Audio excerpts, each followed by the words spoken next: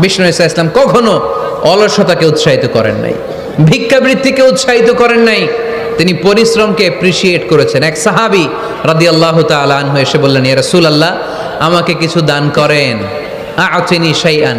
বিষ্ণু বললেন, তুমি ভিক্ষা করো, তোমার ঘরে কিছু নাই? সাহাবী বললেন, লা ইয়া রাসূলুল্লাহ, কিছু নাই। বিষ্ণু ঈসা ইসলাম আবার প্রশ্ন করলেন, কিছুই নাই? সে বলল, হ্যাঁ আছে। কি আছে? একটা জামা আছে, জামা, আর আছে একটা পানি খাওয়ার জগ। দুইটা জিনিস আছে, একটা কি আর একটা পানি খাওয়ার জগ। বিষ্ণু বললেন, দুইটা নিয়ে আস। সাহাবী রাদিয়াল্লাহু তাআলা আনহু জামার জগ নিয়ে এসে বিষ্ণু ঈসা ইসলামের হাতে দিলেন। বিষ্ণুনবী জামার জগটা ধরে বললেন, মাইয়াশতারি হাযাইন, কে আছো আমার সাহাবীদের মধ্যে এই দুইটা জিনিস কিনতে চাও? এক সাহাবী দাঁড়িয়ে বললেন, ইয়া রাসূলুল্লাহ, ইয়া হাবিবাল্লাহ,